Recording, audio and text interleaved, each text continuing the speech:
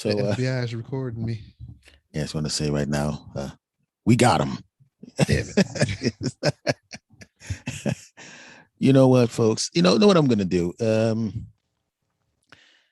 I've had you on 27 times. There's no need to go with that. Everybody, how's it going, everybody? First, you know who this is. You've been listening to the podcast for almost 3 years now. Mm-hmm. This gentleman's been on the podcast 1,600 times, as he should, and he will continue to.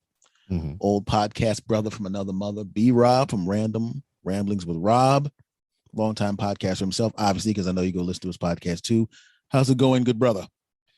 I'm going. That's the thing, I guess. It's really weird because the world today, my friend. Mm-hmm. It's just a weird thing. And I saw on the Twitterverse that you are celebrating 13 years. Yes, lucky 13 of wedded matrimony. 13 years. And congratulations, my friend. I appreciate that. Man, it's just I'm surprised I'm still alive. Yeah. I really think, unfortunately for you, I think 13 through 15 are the husband murder years. So yeah, I believe you're right. It's right next up there to the silver anniversary or whatever. I think this is the time to start sucking up real good. And oh, I have been. Matter of fact, yesterday we went to brunch, and I put my pinky out as I say that. Hold on, let me get mine out there. There we go. All right, there we go. I literally just put my pinky up. Very well. We went to brunch yesterday. Mm-hmm. And then afterwards, I was like, why don't we go to the mall? And then we walked around the mall and everything. And then she pointed out some things from the Coach store. And then we went to an outlet, and I wound up walking out of there. Well, she wound up walking out of there. She walked out with weight, and I walked out with a little bit of emptiness because I emptied my pocket out onto the counter, and she walked out of there with a handbag. So, well, you have no choice. I mean, I have never been married, but I've lived with, and I know what it's like to walk into Best Buy thinking you're price checking. And mm-hmm. I walked out with an expensive pot set, a brand new microwave. I was like, what the hell is this bullshit? I do guilt buy as well, too. So, like, if I buy me something pretty fly, mm-hmm. I turn around and I might buy her something because I bought me something I thought it might have been, too extravagant for me to have. So I was like, I feel guilty. Then I buy her something. Okay, let's see how deep the guilt buying goes. Okay, how close to the price of the thing you bought do you give her? It depends. It's like, so it depends. Like the thing that I got, I bought another pistol because I'm in Texas. Yeehaw. Mm-hmm. So my pistol was like $4 something. Now this here we go. Her bag was $400 and something. Oh, okay. But they had a 60% off sale, and you got an additional 15% off if you got it that day or whatever, some shit. So I wound up paying like $180 something for the bag. You know what? It's the, that's I've been in that situation where I bought a leather coat, and I'm like, oh crap. Here's a bag. How much does the coat cost? That's not important. But what's important is how great this bag is. It's gotten to the point to where, like, when I first started collecting the handguns, mm-hmm. I was kind of hesitant to tell her because what she initially told me was, we can't get any more pistols until we get a safe to lock them up in, mm-hmm. which is a valid concern. But I messed around and I bought one, post that amendment. So I was like, I got so many Glock boxes anyway. I just slid them in there with the rest of the boxes, and she didn't even notice the difference. And I was just like, cool. I got away with that one. And then like months later, my guilt started eating at me. I was like, I got something to tell you. And, I'm a man, so I don't express my feelings very often. So she automatically thought that it was some dire shit. Mm-hmm. And I was like, I bought another gun. And she's like, oh, okay. And I was like, weight has been lifted. And then I guilt bought her something else. I forgot what it was though. I gotta ask you this, because I mean, you're a military guy, so you understand weapons, and you know how to use them, you know, in different situations. And this is something I was curious about this, because I was watching YouTube, and I was watching a lot of these. I don't, you get on YouTube, you're looking for one thing, and you're going, how in the blue hell did I get into this book? So I'm looking for something else, and I wound up. I'm telling you, I forgot what it was, but what I was looking for had nothing to do with the violence. It was funny crap. And then it goes into gang shootings, and then it goes, and all of a sudden it's home defense weapons. And they all kept saying the same thing. They all kept going, well, you know what you really need to do is you need to get this double quadruple shotgun. And this is the quadruple shotgun with the quadruple pellets, and this is the best thing for home defense. Yeah, forget the guns. You need to get a shotgun. And the shotgun with the thing you put the pellets in. But these are the bird pellets. Yeah. These are the now. If you're going to have a home defense weapon, I figured that you would be a good person to ask about this, obviously. Is a shot. I'm not talking about those long barrel shotguns. You know what I'm talking about. I forgot the name of it, but I mean, you can get what I would recommend is a Mossberg 500. It's a. Oh my God, that's the one he said. Boom, there it is. That's like the go-to. I mean, you can put that in the by the headboard. You can put it on behind the door. You know, in your bedroom. I mean, it's pistol grip, so I mean it's real accessible. And this guy, I tell you, since we brought that up and we talking about the Mossberg 500, doesn't fucking matter if you're in the military. Doesn't matter if you dealt with weapons a good majority of your life. Play as fuck up too. So I've told this story on my podcast many times. I don't think I ever hit your ear holes with this one. Speaking of the Mossberg Pump 500. We was living in Savannah, Georgia. I forget how long I was married to the wife then, but she had family staying with us at the time, you know, cousins or some shit like that, nieces or whatever the hell. I forget. We had so many people live with us back in the day. I can't keep track.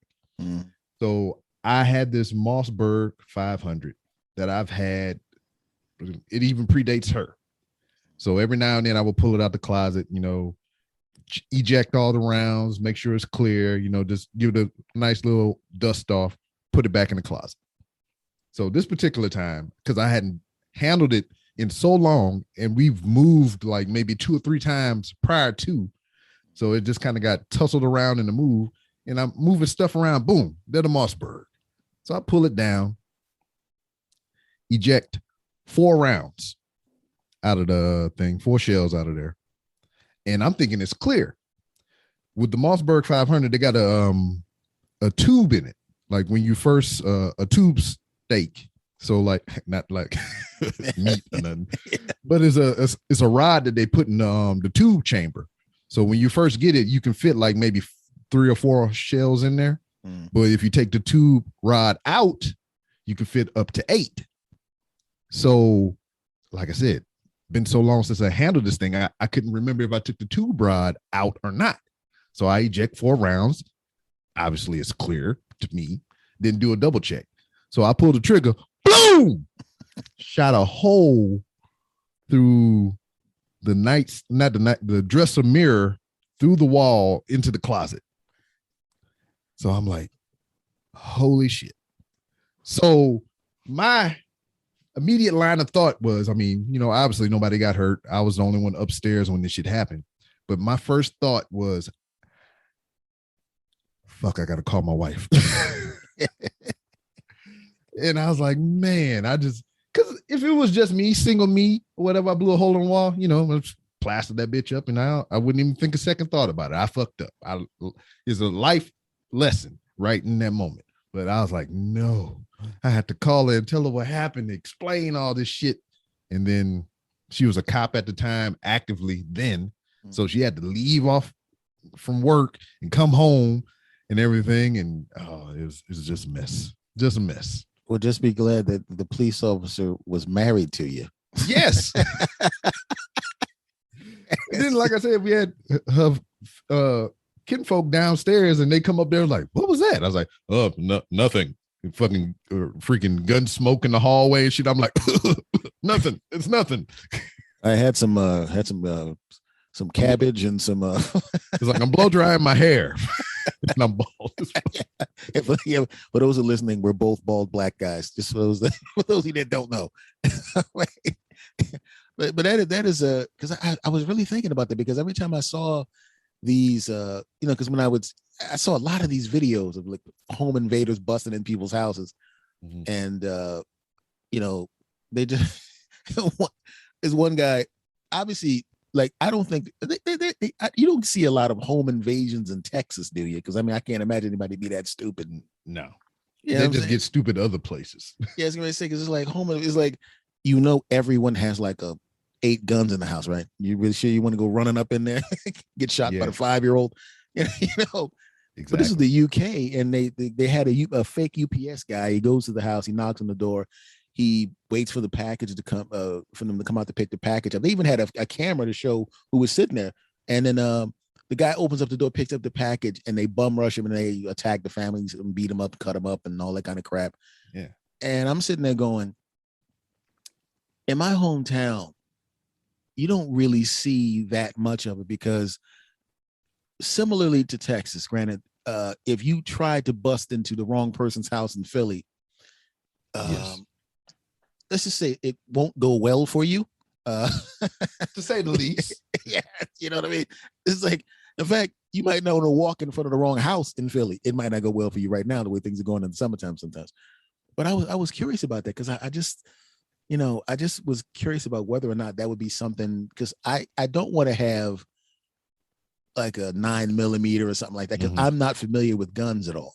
You know what I mean? I mean, I've fired them. It was like, firing at a target, Yeah. It's a little different than, hey, something moving around or whatnot. Yeah, because somebody goes, yeah, you saw this video, right, where a guy was kicking in the door of this lady's house and she had a shot. He took so long to get through the door. She was able to go upstairs, get her shotgun, load it, come back downstairs, and then he finally busts through the door and she doesn't shoot him. That's oversight on her part. Yeah, I was going to say, bust in my house if I have a weapon and see what happens. Yeah. Yeah. Well, a lot of time they say, like shotguns are the Mossberg 500 to be specific. It's a smaller margin for error. You pull that trigger and depending on what you loaded up with, I mean, you got a bigger spray area to hit somebody with. I mean, also you pepper everything in your goddamn house too. But hey, I mean, you made your point. Yes. Because I still remember there was a commercial where a guy was, they were trying to sell home defense things and cameras and we'll protect your home. In a commercial, the guy walks out of his house, gets in his car, drives his car away, and some guy who's pretending to jog kicks in the house. See what happens if you had the double defense system. And in the back of my mind, I just imagine myself just sitting behind a door with a shotgun going, oh, please come through. Come on. Please keep the door in. I dare you. just waiting for the bastard. And I'm not necessarily a violent guy, but if you buzz in my house, you're going to get what you're going to get. Yeah, you're just giving me an excuse. It's like, hey, in fact, I might time the pump to when he's hitting the door so you can't hear it. Yeah.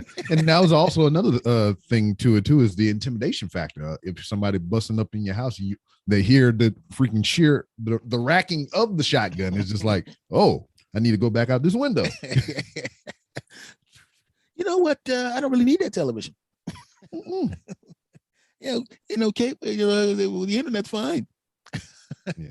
And that's a terrible feeling in itself as well. It's like I've been robbed before. Somebody broke into my stuff and stole my things, and it was like the most depressing feeling I ever had because I knew I was in somewhat of a seedy area, and I made the conscious decision against my gut instinct to be like, all right, I'm gonna go stay somewhere for like a day or two and think my shit gonna be cool when I come back. And, despite it, I went out, I came back, freaking side door was busted open and all my shit was gone. Yeah, man, I can relate to that. I lived in LA for a while. Yeah, but you are, wait a minute. Last time I talked to you, I remember talking to you, you had drone footage of your, are you in the same place where you had the drone footage or did you move from there? Yeah, I'm still in the same place. Okay, so you have like a neighborhood, where people will actually I don't know if everybody's doing a neighborhood watch type thing, but I figured that people would see some stuff where you are. Yeah. I mean, everybody got like Ring doorbells and all kinds of crap like that. And it's funny you talk about that drone because I've crashed it so many times. But how good did you get good at? Because I know that you're looking at a screen, right? Yeah, When it's flying, and that's what messes you up because when you look at the screen, you see what the drone sees, and sometimes you'll just kind of, if it's not far off, I would look up at the drone itself and try to control it that way. So that's where my faux pas was. Yeah, you pretty much asking for it at that point. So when you fly the drone away from you, on the controllers, left is left, right is right. When you flying the drone back towards you, it's the opposite. So I'm peeping down at the camera. As I'm flying it back toward me, I'm peeping down at the camera. I see the light pole coming up. And then I look up at the drone. I say, all right, I'm getting close to that light pole. And I hit the left, which is actually the right, which stirred me right into the light pole. It wasn't too bad, though. It's pretty durable. It knocked because it collapses. The wings collapse. So it hit the pole. One of the wings collapsed. Then it spun around, went up in a tree, and it hit the ground. And it still worked. So that was pretty cool. Yeah, that's very cool because you don't wind up to get that. Now, I was wondering about that because I saw someone because I love drone footage. I used to go on Periscope when Periscope was a thing, specifically just to look at the drone footage. People flying over Hawaii and all that kind of crap. I was curious because I thought that they had I mean, they let you know when the battery's dying and when you got to bring it back. I'm assuming, right? And it doesn't have a return button. You can just push the damn button and it comes back to you. Yeah, pretty much. Like with mine specifically, I got one of the lower end models, so it's missing a bunch of features like collision detection. But yeah, when you start it up, it'll mark its position, and you can bring it up, and even if you go past its limits, it'll warn you on your controller, and if it get out of range or something, or just lose connection with the controller, it'll come back on its own.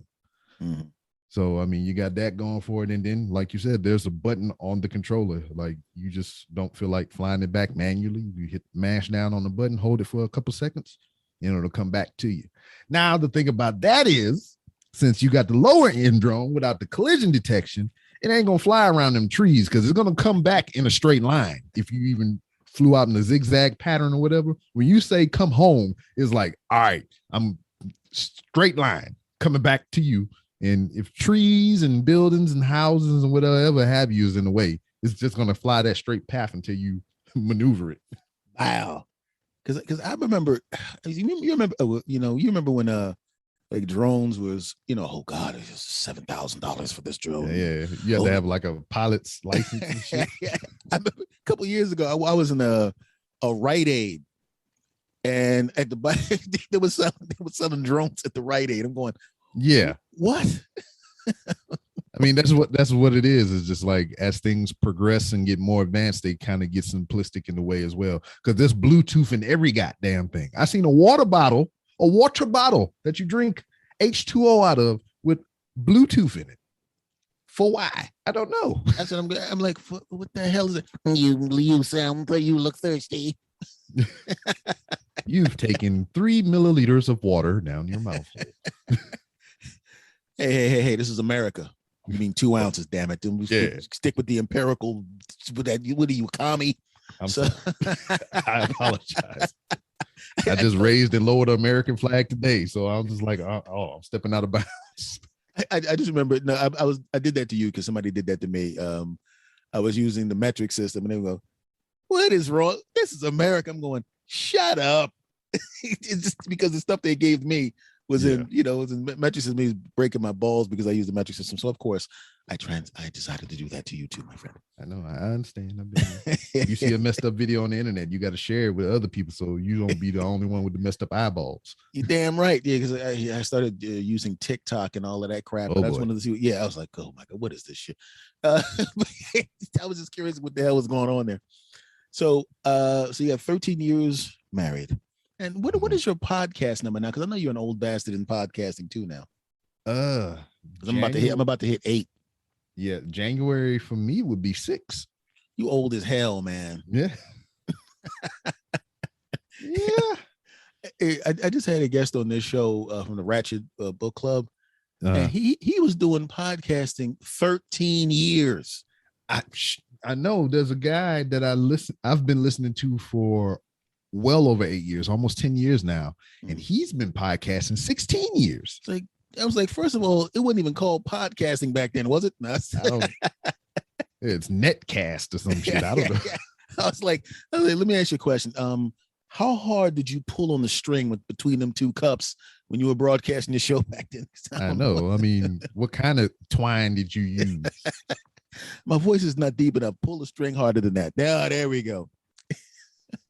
But it's really because you have a lot of because I know you love wrestling.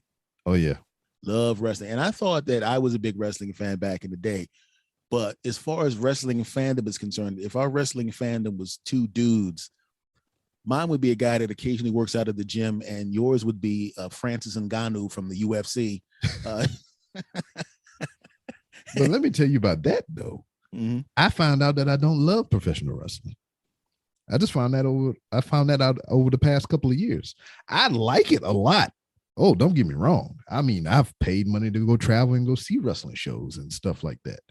But I've met within the past couple of years, since moving to Houston at least, met people who love professional wrestling. I'm talking about to where they spent their last on meet and greets to meet wrestlers rather than to buy food.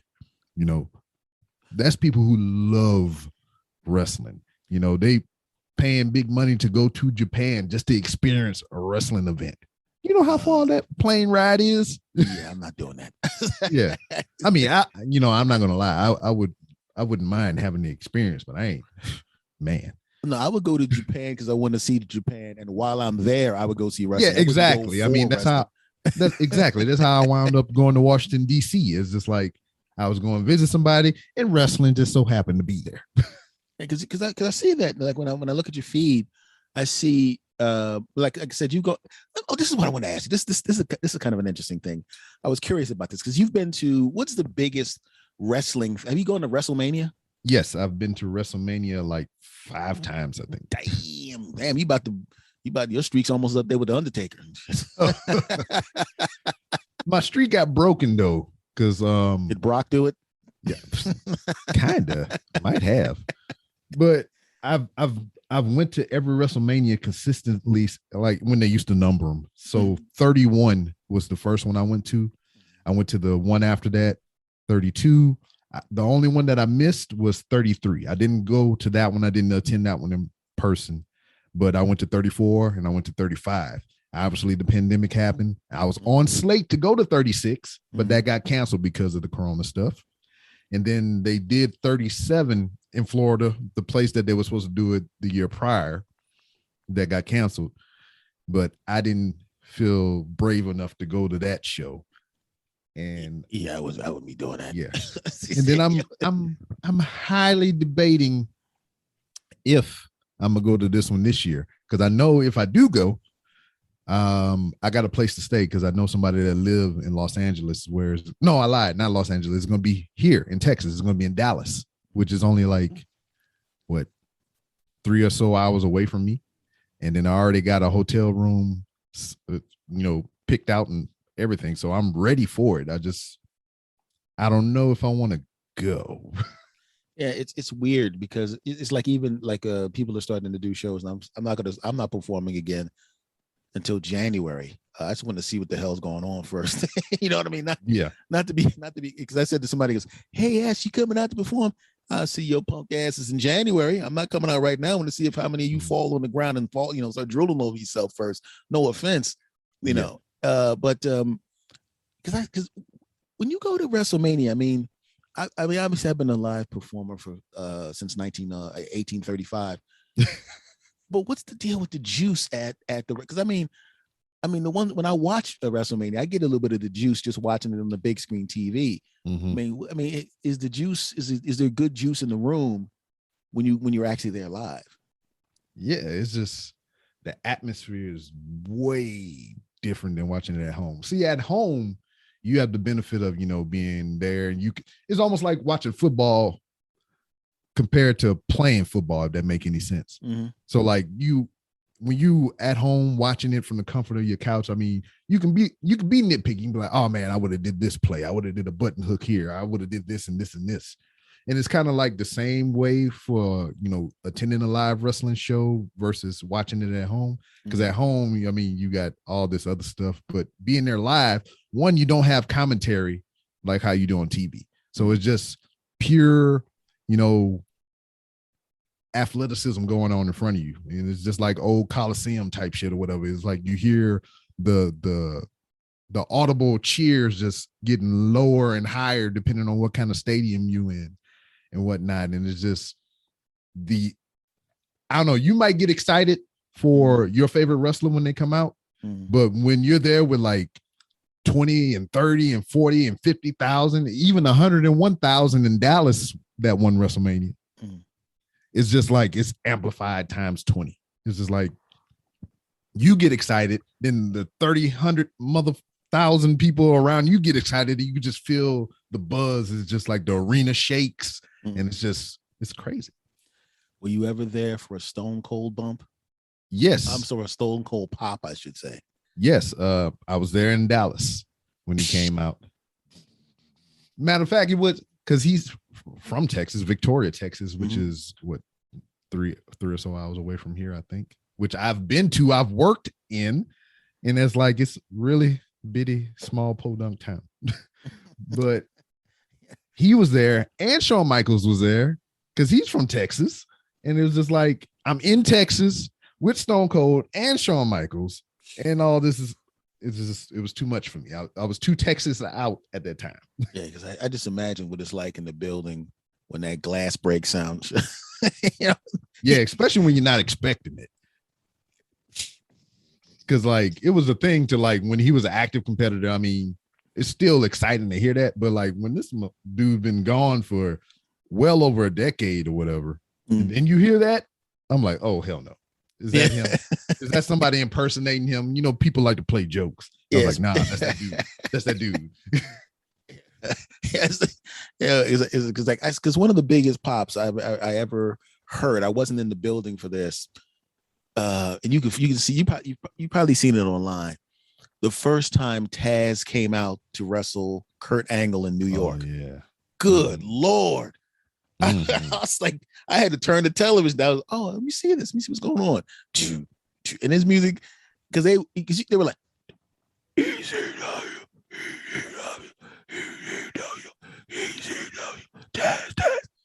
And it's like they knew he was coming. And then when that music came out, I was like, oh my God. I bet you he cried when he went backstage. There's no way he didn't cry when he went backstage after that pop. That was the pop. I mean, that was a Stone Cold Rock Triple H level pop. You know what I mean? I was like, oh my God. And Taz is still he doing commentary for the new promotion AEW, and that dude is funny as hell. They got a guy that wrestled for them. His name is Jungle Boy. And his entrance music is the that song, whatever the name of it is. And you have Taz, this menacing, mean dude from the Bronx or whatever, Brooklyn, wherever you're from, singing the Jungle Boy theme. Oh, good on Lord. Commentary. And I was like, it is the most hilarious thing you could ever hear. I used to get a kick out of when he was when he was starting to do commentary on the WWE. And sometimes when you do the commentary, they really kind of don't know what their flow is yet, because he was trying to do the heel thing. And just like a commentary team on any other, football, whatever, when you got two dudes or two ladies, man and woman, whatever it is, when you got a pair, it takes a little while for them to figure out to mesh, to get talk the together. And he was trying to do the heel thing, and he just kept stepping. I forgot who he was with. He might have been with Michael Cole, but he just kept stepping over him. Everybody loves The Rock. I hate The Rock. Well, anyway, Taz, and another thing, dude, calm down. He got the job. Calm down a little bit. By the way, if Taz hears this, I just want to say I'm just kidding. It's all a joke. I don't want to be in any Taz missions, and I don't want no Taz plex. I ain't got no, I'm 52 years old. I can't do that anymore. So I just, I got to cover my ass, Rob. It's no big deal. It's telling that we're getting up in age. It doesn't matter if you're my senior or not or whatever. But Taz has a son that is now on television and everything, and he's about to start wrestling. So I mean, we getting up there. What was his son? 22, 23, somewhere around there. Something like that. Yeah. Good Lord. His on-screen name is Hook. Because I guess they're from, Red Hook, New York. Yeah, Red Hook. Yeah, yeah. Some of the people from the East Coast, man, it's like, good Lord, man. It's and I say that as one of them. So I can get away with saying that, that kind of thing. But when you go to because I remember it was a video of you in the ring doing a promo. Oh yeah. And that was a couple that was some months back. I think that might have been at the top of the year or whatever. I got to do an in-ring interview with JJ Blake, former guest of the Random Rambles with Rob podcast. He's a local performer here, trained by Booker T down here at the Reality of Wrestling. 5 times. Yeah. 5 times. Spin-a-rooney and all that. Oh, did you ever get an opportunity to meet Booker T? Not yet. I mean, I've had it, but it's just like, if you know anything about Houston, shit is far. So I live up in the north quadrant of Houston, and his school, or where you do a show at, is way down on the south side. That is a big ass state, man. Yeah, the city is a state by itself. Yeah, because I've been to Texas. A couple times. I was like, what the hell is? It's like, I mean, I've never been anywhere to where I can drive an hour and still be in that place. Yeah, I'm sitting there going, what the hell is, because I'd never. It's like it just won't stop. I have a brother here. I have family here that I don't visit because they live too fucking far away. I was like, we live in the same city. It's like, he was like, nah, bro. Because like in my hometown, there's a 1.5 million people, but everybody is crammed on top of each other. Yeah, that's interesting. I found that out. Like, you going to DC or even places like that, they don't build outward, they build upward. Yeah. Oh, this tall ass building. Whenever I go to a place that's out, like if I go out of, like, say when I go to Pennsylvania, you visit family in Philadelphia, and I'm like, let me bounce around a little bit, and you move outside the city, all of a sudden it's almost like it stretches, and you see these, I'm like, what is these little tiny ass buildings with it's like did somebody shrink me up and put me in a dollhouse or something? What the hell is this? Because you're used to Philly, New York, and New Jersey, and like you say, DC, Boston, not Boston, I mean Baltimore, and places of like, stuff like that. And then you just go, I mean, and it's the same thing. You go just a little bit outside of the city, and you're going, what? If I take my shoe off, and they're gonna move into it. Yeah. And then I don't know if we ever had the conversation or whatever, but I know like it was 2019, because I know it was well before the pandemic stuff. But I got an opportunity to go to Philadelphia and New Jersey and all kind of stuff. And I want to give you your report card, sir. So I went to a Wawa, just to say I went to one. Okay, now. Okay, I'm listening, man. Watch your mouth now. Go ahead. Watch your mouth. Watch your mouth. I was like, because I mean, I heard you talk about it, and other people from that region talk about it. Yeah. I already got my arms crossed. Let's go. And it's like, I'm thinking it's like your equivalent to Walmart or something like that, but it's like a convenience store. Which, I never implied that. Yeah, I mean, I didn't know. So, which I appreciate, because the patrons at those fill stations, they do a great service or whatever. They get you your knickknacks and needy things and whatnot. And I got a sandwich from there. I forget which kind it was. I know it was a breakfast sandwich though, because it was early ass in the morning when I went. Was it in one of those heat things? Yes. Yeah. Okay. And it was pretty damn tasty. So I don't have anything bad to say about Wawa. Okay, let me put this shotgun down. I got a shotgun. I was about to say you can ease up on the Mossberg. I got the Mossberg right here. I have it's like that guy in the video. I put the hockey tape on the barrel and on the bang in there on the handle to make sure it doesn't slip out. People love Wawa a lot. And I think there's another place called Sheets, someplace out in Pennsylvania. Yeah. You can get in trouble dissing Wawa around here, man. Ain't no play that shit. I've heard. That's why I didn't say anything bad. Which I didn't have anything bad to say, to clear that up, just so he'd be like, oh, so you sneak dissing, huh? He's like, yeah, man, I'm gonna tell you something, man. Your mother's ugly. That's really unreasonable to say that. I mean, it's not. It's a very bad. My mama 80 years old. Why you want to talk about Why would you say that about my mother? Wawa's okay. What, mother sucker? What? That's like coming down here and bad mouthing the Buckies or something like that. Boy, slander. Yeah, it's really weird how people do that, but I'm glad you realize the supremacy of Wawa, and you understand that. It's all right. Where's that Mossberg at? Give me the Mossberg. I gotta take care. Give me get the bird shot out there. Put the bigger pellets in there. I gotta take care of this business. I also had an authentic Philly cheesesteak. I had a cheesesteak while I was in Philadelphia. No, you had it. Where'd you get it from? Oh, what's the name of the place? Because it was in Philly. I had to park on the curb and I had to go walk to it. Were you in South Philadelphia? I'll get you the particulars or whatever, because I honestly don't remember the name. I just know it was the sign. It was it looked like an old diner, and the sign was like checkerboard looking and whatnot. Some black guys, some brothers in there, and he gave me the attitude, which I made me feel like that I was in Philadelphia, because I don't know shit about Philly cheesesteak, and I'm trying to order one. He's like, "What the hell you want on there?" I was like, "All right, motherfucker." Yeah, that's it. That's how I knew it was authentic, because he made it with the venom and the rage. They gave you the real experience. Yeah, I want a cheesesteak, and welcome to Philadelphia. Yeah, did some tour shit. Went to see the Rocky statue. Walked up the steps. Art museum. Yeah. Did all that stuff. Yeah, you went to Avon's Oval down there.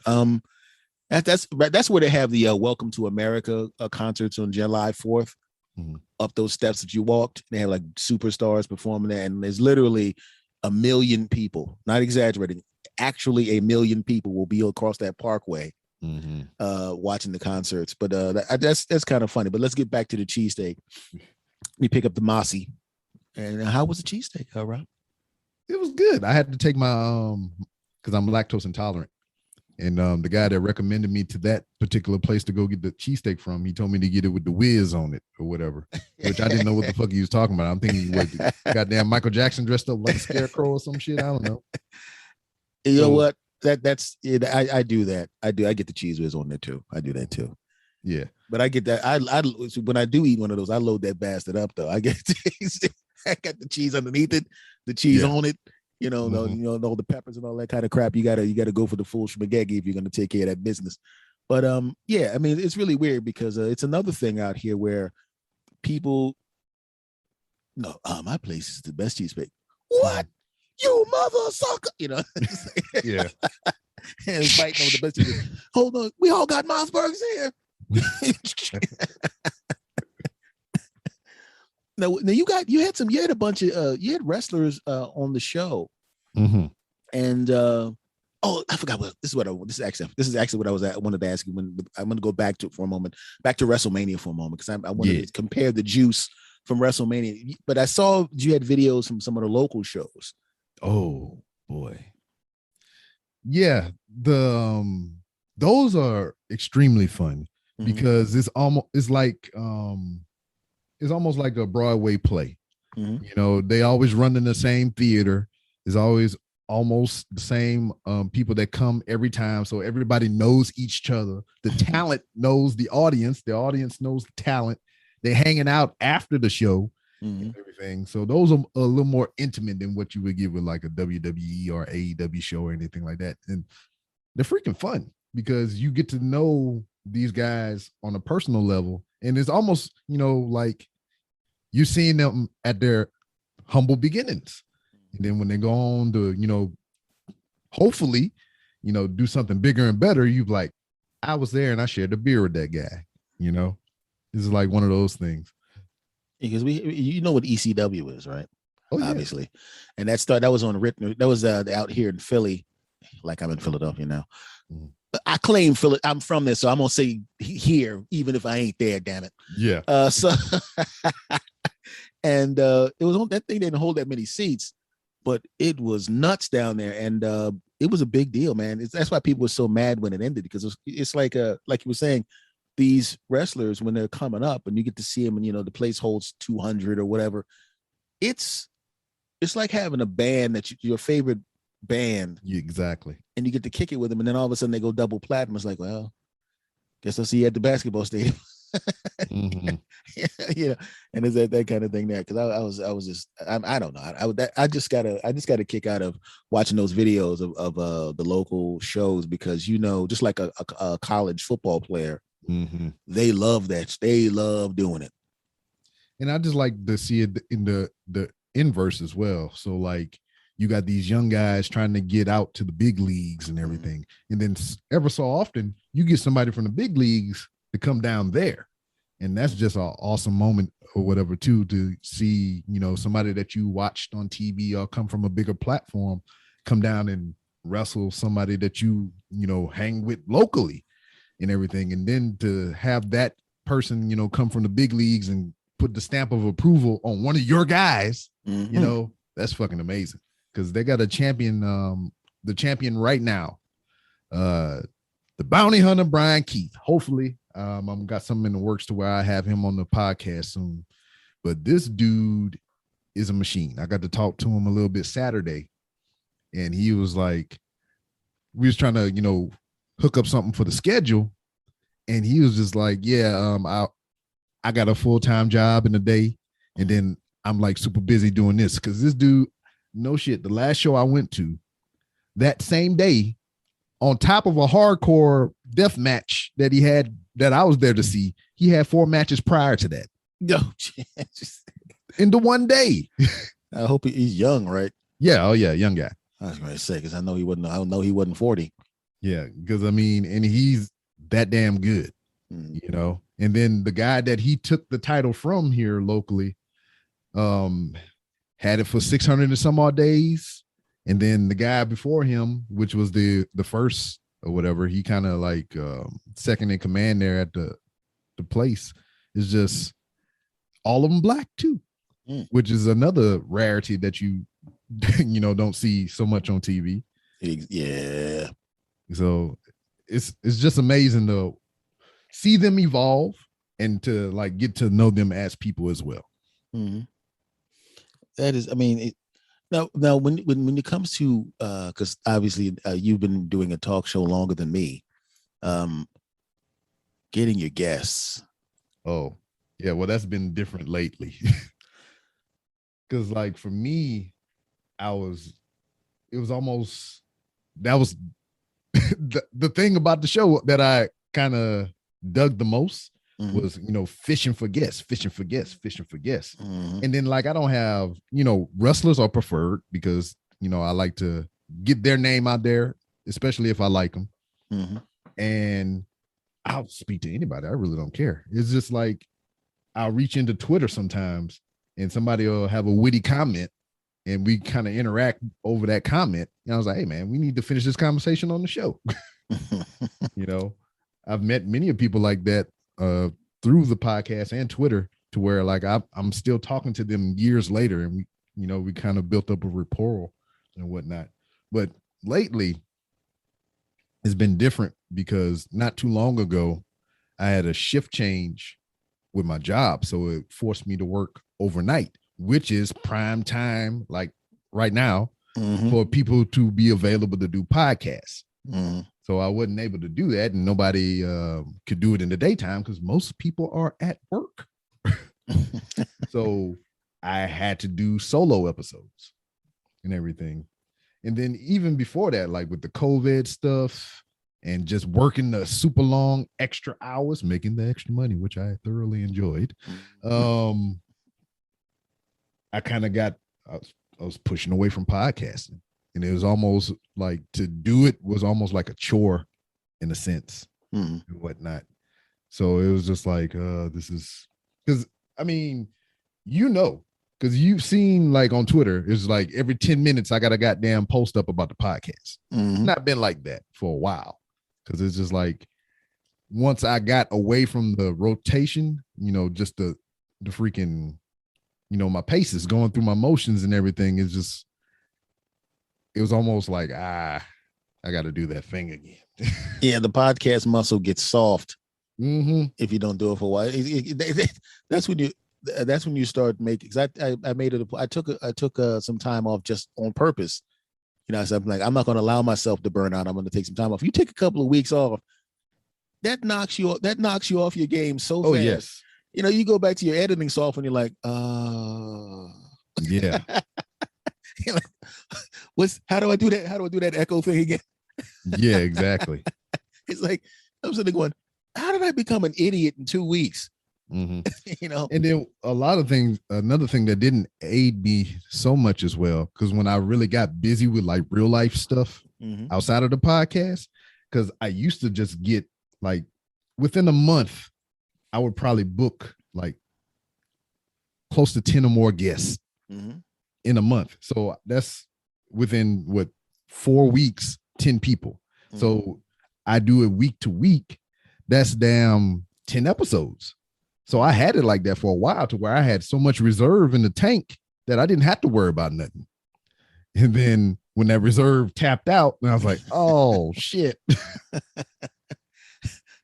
I know the feeling, because there's 2 more after you, and that's it. Yeah. So, and then there's more so like I've been off the bike for a while, so I gotta get my wind back and everything, and get back on my scheduling game and everything. And it's still, because like I'm back on days now, and I'm getting somewhat of a normal schedule. So once I get that concrete, I can better start planning for guests and stuff again. But for now, it's just gonna be a mix of both. I'll have a solo episode here, then I'll have a guest here. Then I have a solo episode here, then I might have a guest here, and then until I get back in fighting shape. I still remember a long time ago when you were doing your first solo episode, and I and I was sitting there going, I said, well, enjoy, because it's just a weird thing, to do it by yourself. How long did it take you to get comfortable doing a whole episode with nobody else there? It just depends, because I think I've went well over an hour by myself, just rambling about things. But that's whenever I have something in my head that I got to get out, especially if I go to Walmart and I see some shenanigans. Oh, you best believe I'm a riff on that for a minute. But as long as I got something in my head to talk about, I'm not nervous at all. Or sometimes it's just, hey, I'll get on there for like 15 minutes. Hey, there's some real life shit. I'm busy. I got stuff to do. I just want you to hear my voice. I want to keep it consistent. I don't want to lack. And here it is. That is to me, that's one of the things that was weird, because I didn't even think about, my other podcast has never been a guest. Yeah. On that one. So like you just like, you going all kinds of things. You doing voices and everything, talking about the mighty Toyota Camry and all that stuff. So funny thing is, it ain't that mighty now, because the damn thing's in the shop. So it's the punk ass Toyota Camry. The punk, because of COVID, there's a lot of parts that weren't getting made. Yeah, I get it. And I was like, and then he goes, Mr. Thomas, I'm like, oh God. I said, well, I wasn't that worried, because I knew I kept the car in pretty good shape. So I knew there was nothing really bad going on with it. But when you've been there where you take your vehicle in and the guy looks at you like, and I'm like, oh shit. Come on, don't do me like that, player. Don't do me that way. I said, that pause means it's gonna be more than $300. And he goes, yeah. I said, don't pause too long. I cocked this Mossberg. He goes, you got that Mossberg from the podcast? Yeah, Jack. And he goes, the part you need, Mr. Thomas. The car's still there. He says, you can leave it if you want. I said, of course I can. What am I gonna do? Push it back? I can't go anywhere without the part. And it's been sitting there for a while. And I'm probably going to get another. I'm just going to get a used car and dump that thing at some point. I'm going to fix it, dump it, and then get a used car. That's just it. I'm getting a headache right now, thinking about because how long? I mean, what's the longest as an adult you've gone without your vehicle? Ooh. Well, I mean, you talking about rental car side. Yeah. So I don't think there's ever been. Well, excuse me, Prince Harry. Probably a couple days, but then probably a couple days, but it's been like, I had a secondary or, somebody with a car. So I guess, just a couple days.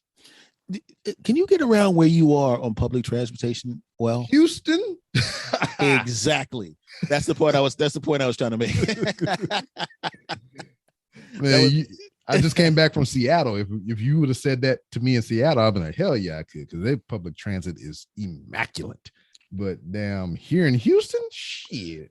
Because I thought that was hilarious. That's why I said it that way. Because I'm going, there's no way in hell, from what I saw when I was in Texas, that public transportation must be horrible in certain areas. Oh boy, they gave me a freaking as a veteran, they gave me a bus pass. Mm-hmm. So like, I can ride the bus for free as long as I present the card and shit, right? Mm-hmm. And I was like, one day I'm gonna get on the bus and I'm gonna see what it's all about.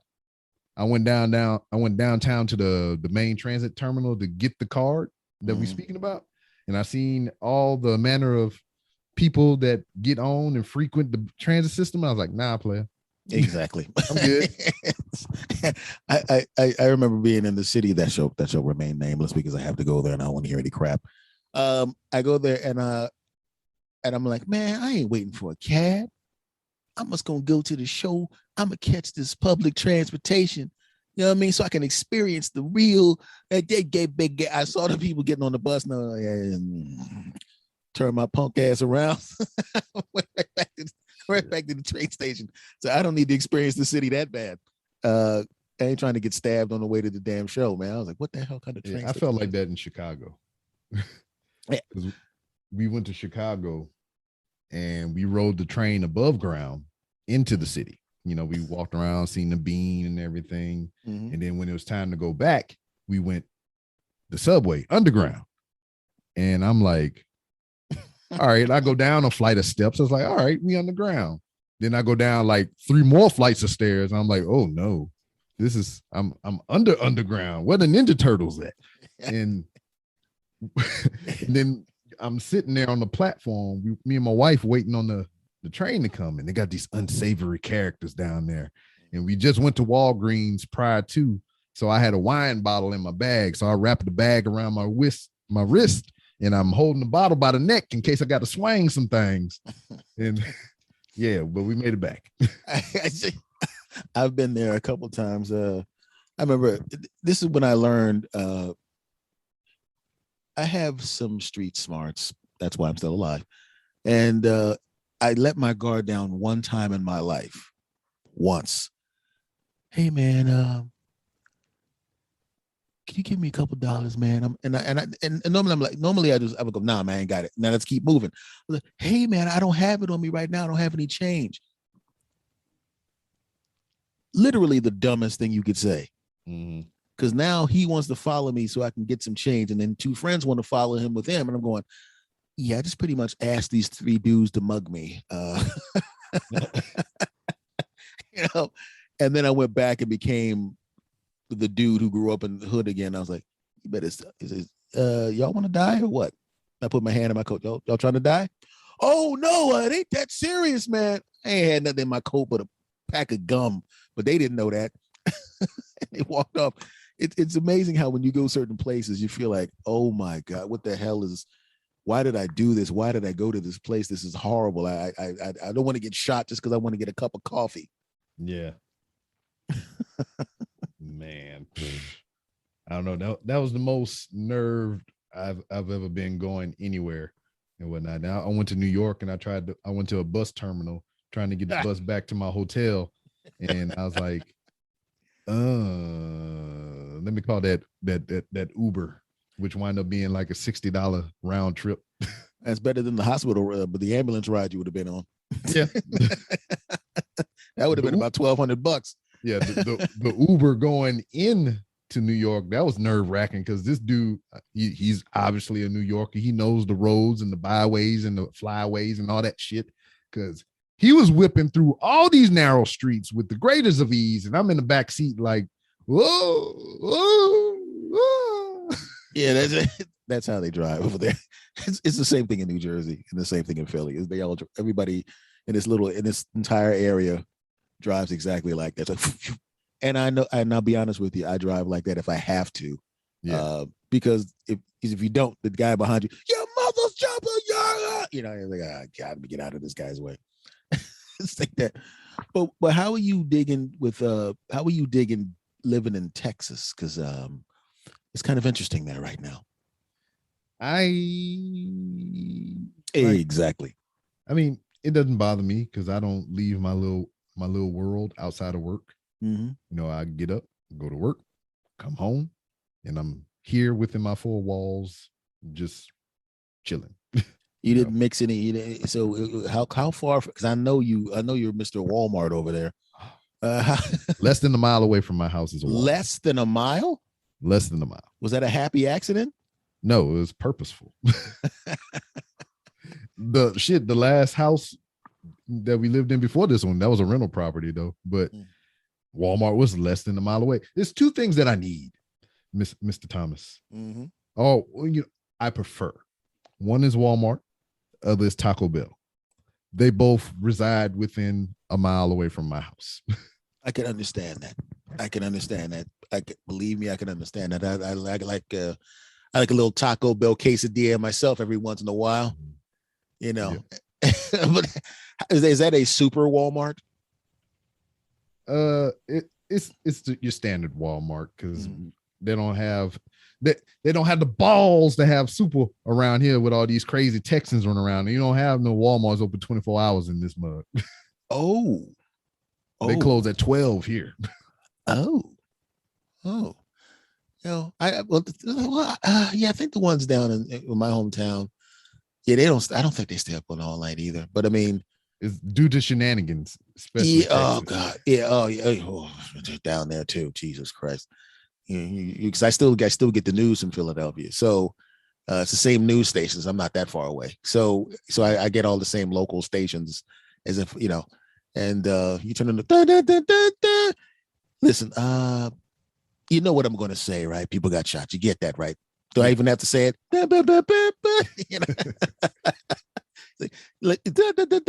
You know what happened, right? Okay. All right. There we go. Last week we had 3 teenage shootings. In a week? In the week, yes. 2 or 3. A week. Like I went to work Monday, 1. Went to work Tuesday, 2. No, what I was trying to say is that's I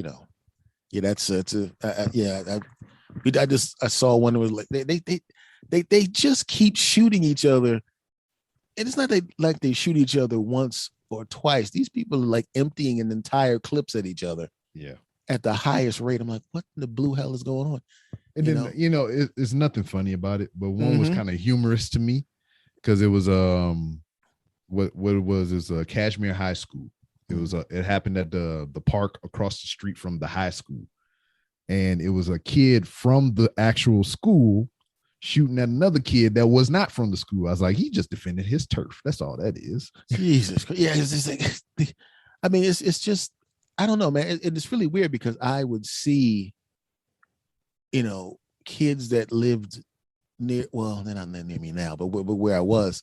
And every last one of them knew somebody that at least got shot at. Now it's not like it's not most people, it's a small minority, but it's like the same people keep shooting at each other, and it's like, what the hell's going on? And you can't open carry down there. Yeah. I mean, where you are, it's like, you can have a gun taped to your forehead, can't you? Yeah. As of September 1st, there's a thing that they implemented called the constitutional carry. What that is as long as you're of legal age and you have no prior criminal act, felonies or anything like that, and you are allowed to obtain a weapon, you can carry your weapon either concealed or holstered, open carry. No problems, no license, no special classes, nothing. So I could basically just drive to Texas, go into a Walmart. You give me that Glock 2755. Yep. give me a box of shells, load it up, and then stick it in my holster or stick it in my pants pocket, or whatever. Yep. And then we're good. You're good to go. As long as you're of age and you're allowed to, purchase and buy a weapon, you can just legally have it on your side or in your pants. Oh, yeah. So because I forgot what cities in Texas I went through, but they had, I was at a diner and like the waitress had a gun. Yeah. I was like, what the fuck is this? The waiters had guns, the lady behind the counter had a gun, the guy cooking the food had a gun, the patrons all had guns, and I walked in and we're just getting some food. I'm going, guess I ain't got to worry about getting robbed in this joint. Yeah. I found one instance that was pretty funny at Walmart to where like when there was pushing for people to have masks on all the time, you see somebody walk in without a mask or, they might have forgot or whatever the case may be. A greeter will be like, hey, you can't come in. You got to put a mask on. Here's a mask. And there was one guy open carrying, walking into Walmart, no mask, and they ain't say shit to him. And he just walk right to smooth the fuck in. You can't have a mask. Like I said, Mask was a great movie starring Jim Carrey. And yeah. So but nobody is where you are. Well, I'm up by the pigment challenged people, so I'm good. Okay. So I'm just it's just really weird because I'm looking around and I see a lot of the I ain't wearing no mask, I ain't taking no damn vaccine, and I ain't doing it. Mm-hmm. They gave the second they said I could take that crap, I slid in there so quick.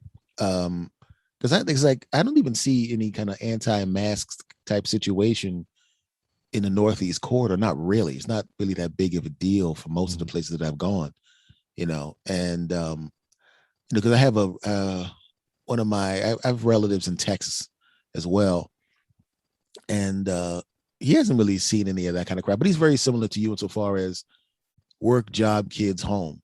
Yeah. You know what I mean? It's like work, job, kids, home. He doesn't have to deal with any of that kind of stuff. And I was just curious about that because you haven't seen an uptick in people just blasting each other over and above the norm with everybody carrying guns? Or is that pretty much like the United States, Russia, and China, where we all have nuclear weapons, so we just gonna be cool because I don't want no problems. Yeah, I don't see nobody, getting into any quarrels or scuffles or anything like that. Even when there was really pushing about people having mask on all the time, or whatever, I very, very rarely seen anybody say anything to anybody and whatnot. And then when they repealed the mask law down here, you had that particular demographic that, was waiting for the yeehaw moment or whatever. And, there's like graduation. You seen the mask fly up in the air and shit. like they jump in the air and freeze frame and shit. like when Chips goes off. Yeah. You're crazy. They're all freezing in the air. What kind of was unnerving about that stuff is like, the mask started coming off and everything. I go to Walmart still wearing my mask until, I feel super comfortable. I'm already vaccinated and all the other crap, but still went into Walmart, walking down the hollowed halls as I do. And there had to be a mom and a daughter. But they was over there in the blankets, the bed clothing is what I call it. And they're hugging the blankets and rubbing their face on it. Talking about, ooh, this feels nice, feel this. And then she passed it to her and she rubbed her face in it and everything. It's like, oh, I don't like that one. And they put it back on the shelf. Unmasked. And I'm like, ugh. Like, no, I think I'm going on, man. Yeah, it's like, rub your face all on that shit. And this pandemic has made you realize how nasty we are as human beings anyway. Yeah, the first thing because I was, daggone well, the first thing you're gonna do is throw that thing right into the friggin' incinerator. Yeah, just poof. It's like, ugh, I'm not dealing with that garbage. So I was like, gotta get that crap out of here. Cause I don't know, man. Wash your hands and do to this, to do to that. Stuff you should have been doing anyway. Yeah, wash your hands. Yeah. Oh, by the way, everybody should be happy in your home and you're in your state. Because I just turned very quickly to the left and it's 27 7 for the Dallas Cowboys over the Philadelphia Eagles. So Dallas is winning? I just turned real quick to take a quick look at it. And somebody just did a pick 6. So it's 27-7 it's like the early third quarter. Ew. I don't like the Cowboys, so. Well, I think you know how I feel about them. So I just took a quick look. I was like, man, let's see if it's close. Oh, I'm just glad that guy is not going to be at work tomorrow, so I won't have to hear anything about this shit. I have a feeling he's going to come in just for that. Probably, because the other guy on the other spectrum or whatever, he's an Eagles guy. He's like, if they lose, he gonna call him at his house and all kinds of stuff, send him a gift basket. I was like, yeah, y'all rivalry is deep. Everybody talking about Dallas and this, and I don't say shit, and then they look at me and it's like, who's your team? The Saints. I was like, I just put my paper bag on and I just slide into the darkness. Yeah, well, yeah, especially with Mr. Breeze gone. It's like, oh God, you gotta. The greatest quarterback of a generation, and they only got 1 ring. I'm grateful for that 1 ring, though. I mean, it's within my lifetime, which I never thought I would see. But hey, well, as you know, I can relate to that.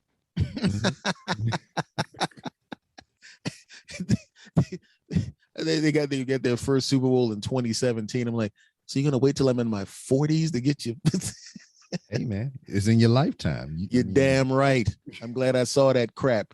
You know, exactly. I mean, I only got 40 years left. Can I get another one? I'm still due, because I wanted to get the year they won that Super Bowl. I wanted to get the Super Bowl logo tattooed on me, so I still owe that to them. Yeah, get on it, damn it. You got you tattooed up? I'm assuming you got tattoos. Man, I got over 30 something tattoos. Yeah, I figured, because I remember seeing what the deal is. Yeah, does that hurt real bad? I've never had a tattoo. It depends, because like I think I've got a tattoo in every place that people say that it hurts, just to say I got one.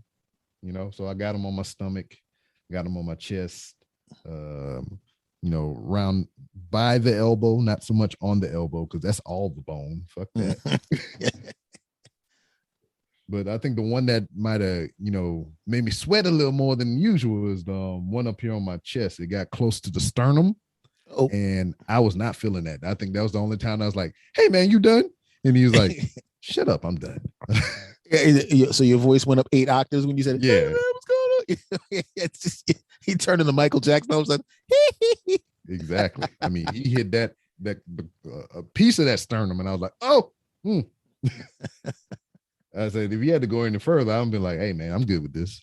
This happy birth does fine enough. I don't need the AY. Get that crap off. that is insane. Yeah, the ones on the stomach. Oof. It's just like, all right. Ones on the arm and anything like that is just like you can block that pain out. But like, there'll be certain parts that'll be more intense than others. But the ones on the stomach, the whole time, it's like you trying to clench your teeth and like tune it out. Nah, player. I put this here this way. If I ever do that, all you gonna get elbow to shoulder on the outside. That's all you're getting. You ain't getting no damn forearm. You ain't getting no, no chest. And I'm about 875 million sit-ups away from even. I don't have to have it. I'm working on it, but I was like, I lie to myself. Yeah, when I get my 6-pack back, that's when yeah, that's when I'll go back, and that's when I get it. Yeah, I ain't never doing that bullshit. If I ever have grandkids, I have stories to tell. Just like, especially why granddad got 2 naked women on his belly. You you got how many of those tattoos did you get before you were married? Were these post-nuptial tattoos? Oh no. All the tattoos, I think since I've been married to this wife, I think I've only gotten maybe 1, 2, 3, 4 tattoos since we've been married in 13 years. I like how you say that, like most people get 4 tattoos during their marriage. They don't. He said, well, most people get 27 tattoos when they get married. I only got 4, so I mean, I gotta because I catching had up to do. the other 30 something prior to. Remember, I said this marriage. Yeah, So, so I was just about to get to that. So how long was the first one? That had like, to happen when you were like 9 years old. now the first one was like right out of high school, so that shit only lasted 2 years, as you can imagine. Yeah, that's what I said. You had to been like 9 years old when you it's like, oh man, but that is It was just like we had a I'm doing air quotes. We had a planned pregnancy, and then I was like, oh, I live in the South. I got to marry her now. how old's your oldest child? My oldest child this January will be 21 years old. Oh well, let's skip that one then. We got what about because that 21 years old do whatever they want. What about the teenagers? The the boy in December will be 19. Once again, you can't do nothing about that. Keep going. And then class of 2028, my 11-year-old. That's the lingerer. And well, you got about the 11-year-old girl. Yep. Okay. So yeah, is this the one that does the intro? Yep. Okay. Be a part of this podcast. Now, so now I know why you got all the damn guns. You preparing for the boyfriends 5 or 6 years from now, ain't you? Yeah, kind of. Well, I mean, it's up in the air. I don't know, because I think this one, the baby, she is level-headed. I think she's gonna have her priorities together. I couldn't say that about the other two because I know who I made them with. But we all know, that Pops gets protective with the girls more so than you do with the boys. Oh, yeah. You know that. I was pushing the boy out of planes by the time he could stand up. Did he know what was happening? No. I was like, hey, I just pull the red cord. That is because like I said, I don't have any kids, but I had younger female cousins, and even to this day, they don't know certain conversations I had with people. Hey, come here for a minute, punk. Let me talk to you for a minute. Yeah. I had one walking down the street, and these guys were like, yeah. I walked over to 2 dudes. I said, come here for a minute. Mm-hmm. You see that house right there? Yes, Mr. Thomas. If I ever hear any one of you say anything disrespectful to any lady that you see walking out that house, I'm going to come out this house. I'm going to take a baseball bat, and I'm going to hit you in the mouth with it. Mm-hmm. And then I'm going to stand over you and rack this Mossberg. And the funny thing about it is they knew I was not kidding. Mm-hmm. Yeah, hold a second here. Hold on. There we go. Sorry about that. I knocked the recorder over. Yeah. Okay. The 11-year-old is getting more benefits than the older two got because, when all 3 of them were here, they had each other. So, the oldest one watched over the smaller 2. And then when the older one graduated and moved out, the middle child, the boy, had her. Those 2 out of the 3 kids that I have, those 2 are the closest. She still FaceTimes him just about every other day or so or whatever. That's how close they are. And once he moved, after he graduated this past year, it's just me and the baby now. So now I'm taking up all that sibling slack and everything. So I spend time with him anyway, but like I have to be, real in there now. So, we're going through, and what I'm doing with her is I'm going back and watching all the stuff, that I enjoyed from my childhood with her. So like right now we're going through the whole Batman animated series. Well, you do realize that that's the podcast you'll be doing with her, with the young one, sibling slack. Sibling slack. That'll be. You know what? You bring that up. I'm prepping her, or she's prepping herself or whatever, because she already knows the lingo, and she's born within that generation so much with not so much the older one that I have. Mm-hmm. My son is kind of in between, but her, the little one, she's just fully immersed in this whole YouTube culture and everything. So much so, we went to the movies the other day to see that movie Free Guy or whatever, and they had actual people that do shows on YouTube, and she was excited to see them in a movie because that was the YouTube people that she watch at home, and she can identify and recognize all of them. And I was like, that's crazy. And then, if you watch any number of how-to videos on YouTube and anything, or just people who have a YouTube following, that lingo that they speak. What's up, guys? Hey, guys. Hello, guys. Welcome back, guys. And that's how she talk. Well, so that's their television. Mm-hmm. So it's like, if we didn't have this chip shortage and all this other crap with like computer parts, I have enough scrap from when I upgraded my computer that I have now to build another computer. And that was the plan, to build her a rig so she can do her own shit. Mm-hmm. And you're gonna be splitting time in that in the room you're in your podcast room. Oh no, they ain't putting shit in here. My shit. I built this room in my garage for me because I didn't have shit in the house. I ain't bringing nobody out here.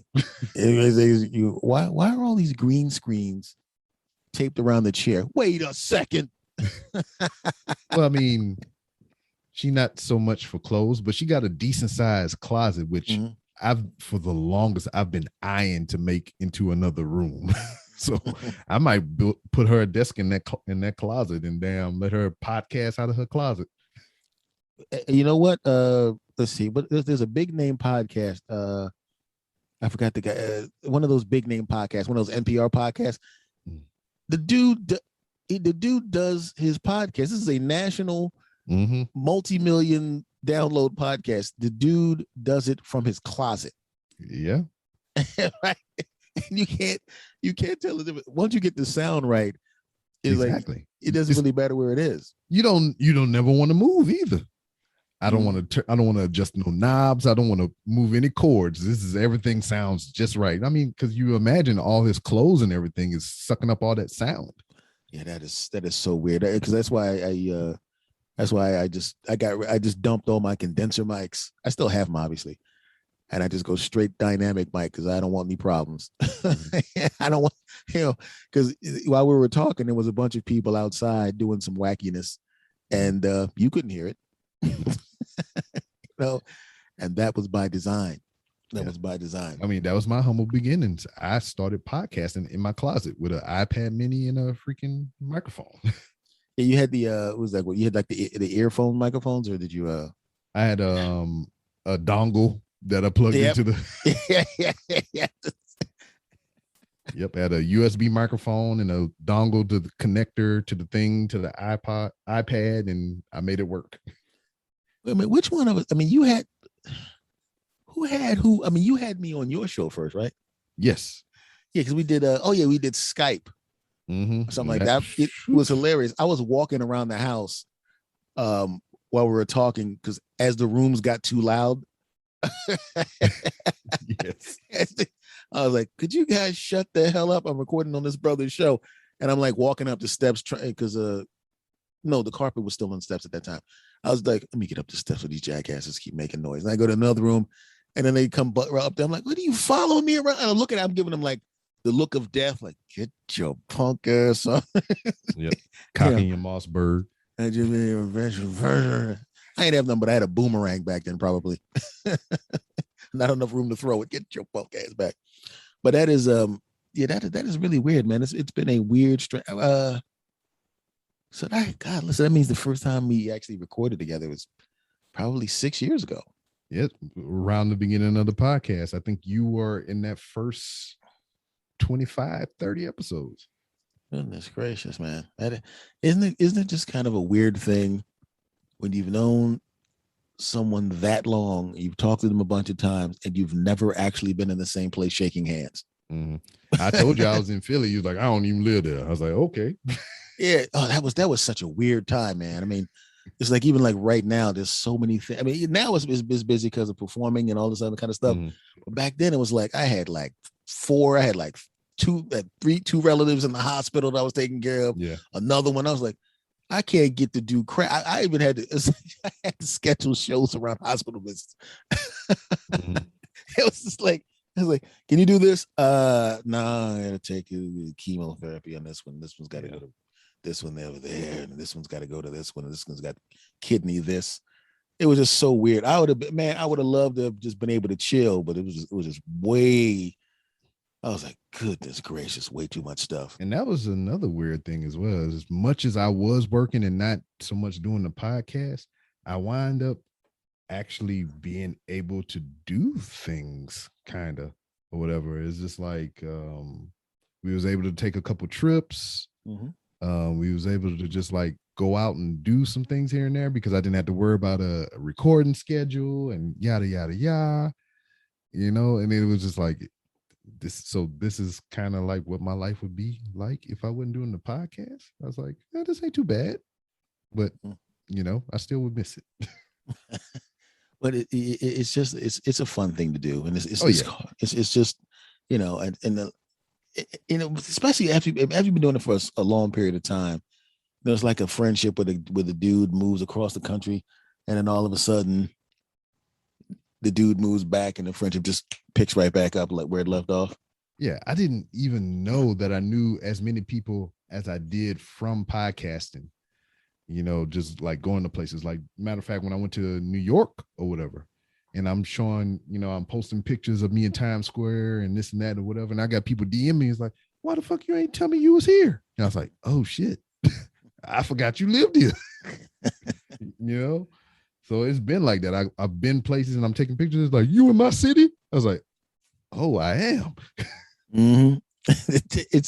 It just expands your any kind of performance, anything, especially nowadays, because you get an opportunity to record people in different places that you normally wouldn't go. Because I know, I mean, did you prefer, if you had the way you wanted to, would you prefer to have the person sitting right there? Yeah, I would. You know, because I mean, because the thing is, once I started doing this, the people that I was talking to were so far away that I never had an opportunity to actually. I still haven't done one in person with the person sitting right there, and I have the equipment to do it. I make sure all my equipment is the kind that you can travel with, but I still haven't been able to do that. And then all of a sudden, the pandemic comes up, and it's like, nah, that's cool. See, that was the thing for me. That's what really pissed me off about the whole thing, because 2019 was really like the breakout for the show, in my opinion, to where like I did a live show that year at a comic book convention. And then I did, you know, a whole bunch of different conventions, just traveling city to city within Texas, going to conventions and meeting people and doing interviews, you know, in person with people. And then I got invited to a convention out in New Jersey. That's what brought me up there. So I got to travel to New Jersey and reconnect with people that I met because of the podcast, and, you know, people that I served with in the military that wind up living up in that region. So because of the podcast, I was able to do that. And then I already had it in my mind for 2020 that's what it was going to be. People that I established connections with, you know, via the podcast, I was going to go to where they were and we were going to do shows. You know, I was going to fly out to wherever and we were just going to kick it. Cause I mean, I can find something to do, you know, anywhere I go. You know, there's a Walmart and a Taco Bell on in the corner, you know? Yeah. So that's what I planned to do. I was going to go to LA. I was going to go back to New Jersey, New York area, and just a bunch of different places, you know, to plan trips with my family and to do podcast shit. But like you said, COVID and 2020 said, nah, player. Yes, because I was like, hey, you gonna come out and do a show with us? No. I guess I'll see you in January, most likely. But do you take your regular stuff? If you were going to do that, say COVID shut down, everything's cool, everything's back to normal, everybody takes their masks off, everything's cool. Do you just take your regular setup, load that up and go with you? Or do you have a secondary setup? Well, right now, when I was doing the local, you know, city to city thing or whatever, I brought my mixer and stuff with me. But since then, I've acquired a handheld recorder, and I have like another lapel mic recorder and everything. So I can set the room recorder up on the table, and it can catch both of us. And then I also have the lapel microphone that's damn good as a backup.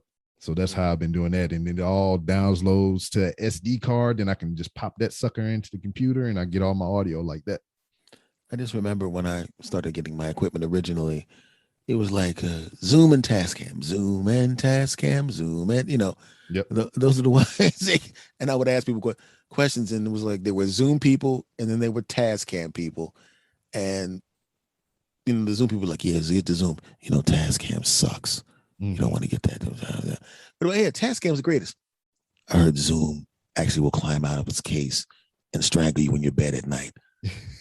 It just might.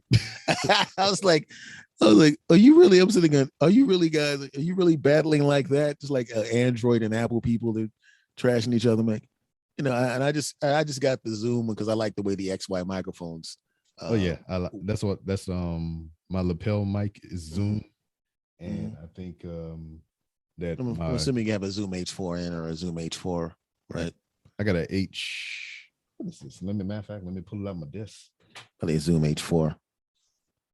No, I think I got the I think I got the H2. The only reason I got that one is because it looks like a microphone when you put the windshield over it or whatnot, and it got the handle that you could screw into the bottom, and you can. Oh, I know which one. That's the one with the plastic case that has the microphone inside the caps. Yeah, I know. Yeah, I damn near got that because I wanted to just put that in the middle of the table. Exactly. That's exactly why I got it, because it has the microphones on either side, so it doesn't matter where it's facing. It has microphones on either side, so it can catch me on this side and catch you on the other side. And then the lapel mic I got, that thing is phenomenal because, like, if you're standing next to me while I got the lapel mic on, it's like it'll catch both of us clear as day. Yeah, because it's really how it's like, because the same thing happened when it was time to get when my Zoom H4 finally died. It was time to get another recorder, and I was like, okay, I'm sticking with Zoom. I went. There's the PodTrack P8 and the Rodecaster Pro, battling it out for supremacy. Yeah. And then Tascam now comes in and basically copied Rodecaster, and and I was like, F all of y'all, I'm just gonna get this PodTrack P4 because I don't have, even if I record in person, I can record 3 other people. I virtually, if I have that many people on the podcast, more than that, it'll be on Zoom. I can't have 12 people at a table. You know what I'm saying? Once you get past a certain amount of people, it just becomes, because all of a sudden, because I've seen dudes when they had like 6 dudes on, I'm watching it and it was going okay, but of course, inevitably, 2 people on the other side of the table start a little conversation, and the other person tries to listen to the conversation, and they're having a conversation. And I'm going, you guys know you're talking about where you're going to go to dinner after the damn podcast into the microphone. We can hear you. And you see the guy frantically slide, pull their 3 sliders down. And I think those, out of all the podcasts that I've done, it's 293 episodes now. I think those were probably the best ones, to where, like, I went back home to visit and I brought all my equipment with me, and I just was telling, it's almost like I was introducing them to a foreign concept, even though podcasts been around like for well over a decade at that point. I was like, hey man, I do this podcast. It's like, what is this podcast? And then I'm whipping out all the equipment, and then we sitting there and we had just bullshit like we normally do, just with microphones.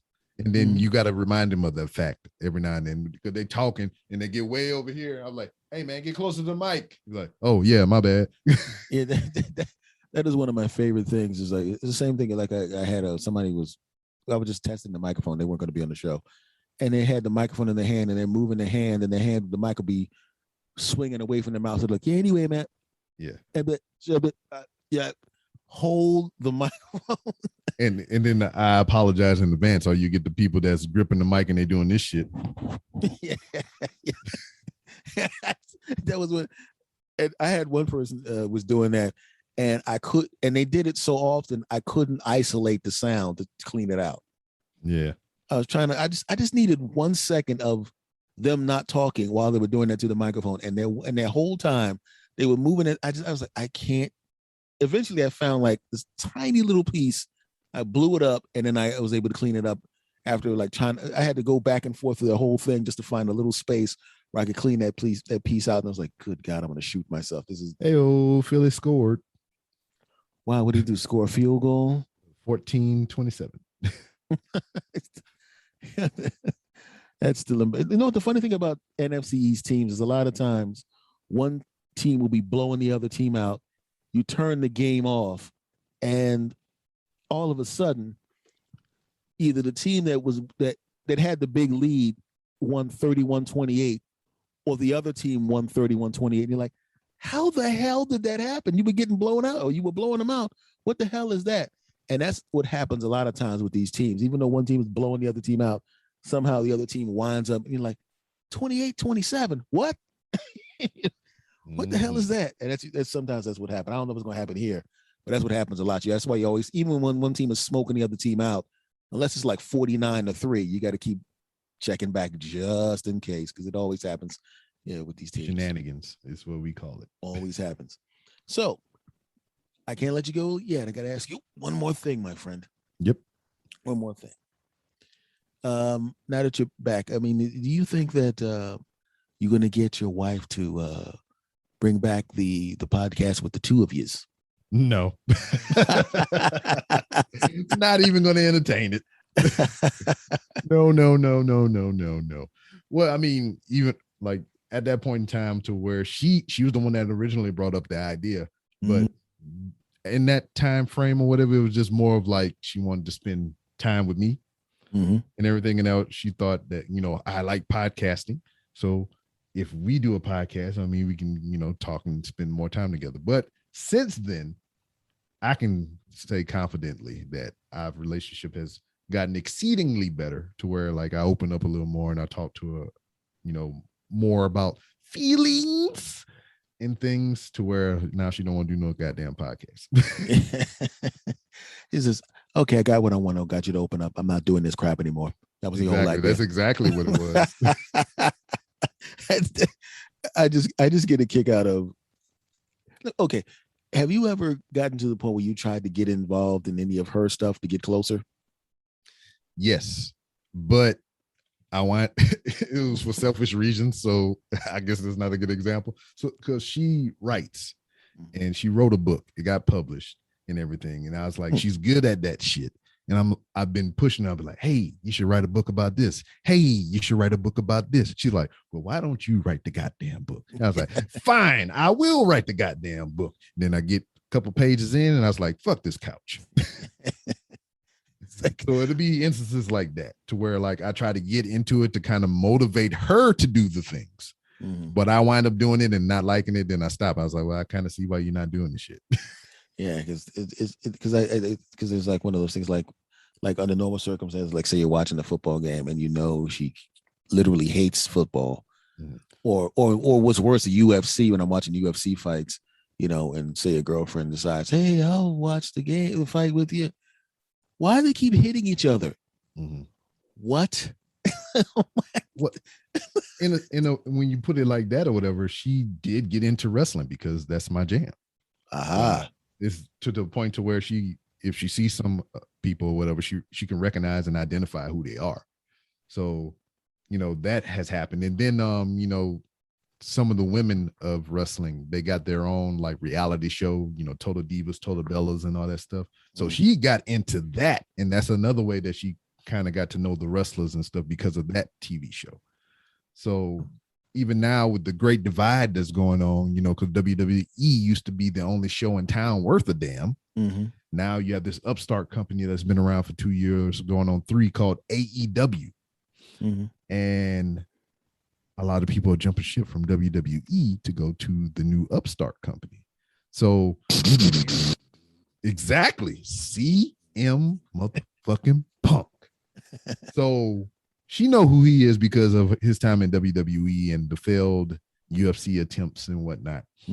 So when he came back, I was like, CM Punk came back, and she was just kind of like, oh, okay, cool. I was like, no. He came back for AEW, and she's like, what?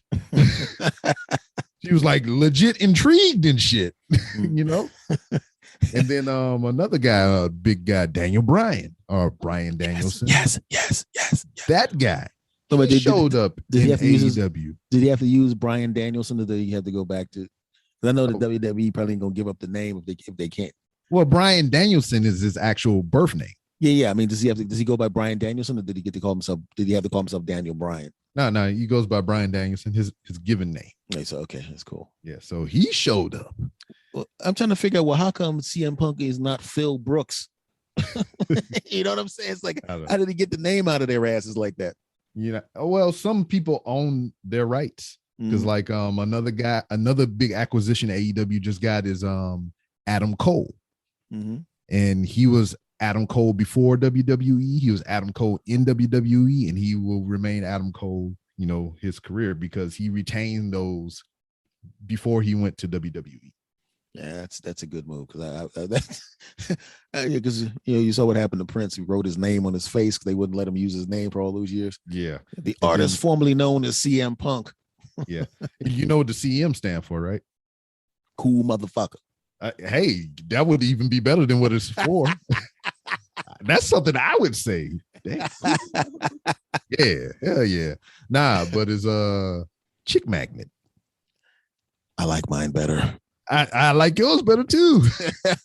And the only reason I know that tidbit of interesting information is not because I enjoy professional wrestling. It's because CM Punk got sued, and it was on the record for in the court case. What does CM stand for? Chick magnet.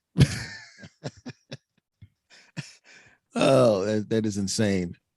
We should start a writing campaign and make him change it to the one I came up with. Mine is better. Cool motherfucker. I like that. Yeah. Well, I might adapt that. I'll jump in with a New Texas Pro Wrestling here in Houston and call myself Cool Motherfucker. Yeah, I want to cut. Don't even. I want to cut as a T-shirt. Just let you know. Yeah, I got you. Need to get a cut of T. I don't want all the because you don't want to have to take all the bumps. Yeah. But I need to get a little cut of the T-shirts and marketing and all of that worldwide rights, just to let you know that I'm really serious about the business. Take care. Yeah, I'm gonna put CMP, and then it's gonna have a Mossberg across the bottom of it. I really, I don't know, man. When I move to wherever I go next, I have to give serious consideration to getting I want to have something like that in the house. I do. Mm-hmm. Yeah. The baseball bat thing. I don't care if you got a damn Glock. Look at this aluminum bat. You want some of this? But blah blah blah. Yeah. Plus, with that aluminum bat, you got to get close. Yeah. I'll throw it within your reach, room, but get away if you from miss. If you miss, exactly. That's the sound. That dude can close the distance.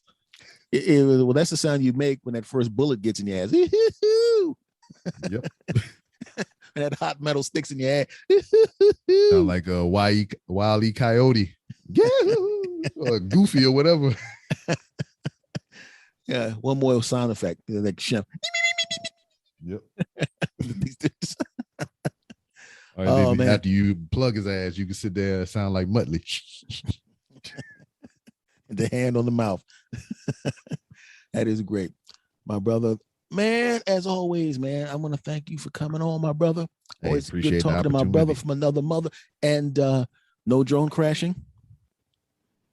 Do what now? No drone crashing. Oh, no. Make sure you keep all furniture in the bedroom intact with no bullet holes in them. Exactly. Other than when I jump off the top rope on Mrs. B. Rob. Well, there's another one. There's another good name. Off the Top Rope with Mrs. B. Rob. See, I'm giving you all these names. Boy, man. For these potential podcast spinoffs, man. I tell you what, I swear, you got it here on audio record, whatever. If I make anything off of any of this, you get that 5%. Actually, I said 10, but okay. I got to take the other 5 that I would have gave you for Wawa tokens or something like that. Yeah, well, I like me more than I like Wawa. The hell with it when it comes to my money. As much as I love Wawa, I love me more than that. Right? I hit everybody up with where you're going to be. Like I said, I'm gonna obviously link all your stuff in the notes anyway, but give them the audio form of where you're going to be, where they can get you, my brother. Word. This your boy B Rob. I am the host of the Random Ramblings with Rob podcast. You can find me on various social media platforms to include Twitter at 3R Show, Instagram at the 3R Show, And for anything that I may have forgotten to mention, you can find it all on randomrob.com. All right. Now, for those of you listening, this is my brother from another mother. So I command you, for those of you that haven't heard the show, get your butts over there to check it out. And brother, much love to you, my friend. At the screen right now. He's like, I command you. I gave him the people's eyebrow just now. Just like on your profile picture here. You're damn right. You're the only one that noticed that I was doing that.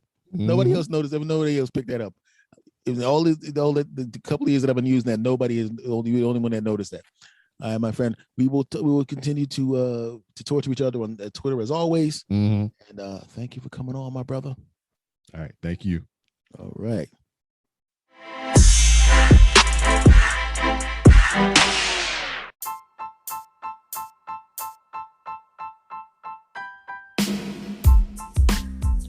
All right, everybody. Thank you very, very much for listening to another show. All the new listeners that are coming on, I want to thank you for coming and hanging out. All the people that have been listening to me for the whole time, once again, much love to you all. The family is growing, and I love every last one of you. If you love this show, and you did, do me a favor, rate and review this podcast on whatever podcatcher you're playing. 17 stars, please. Okay? If you haven't subscribed, make sure that you do. And tell a friend to tell a friend to tell a friend about the podcast, okay? Much love to you all. We'll see you again next time. I appreciate you. I love every last one of yous, and we're going to have more fun in the future. Thank you, and I'll see you next time, my friends. Take care.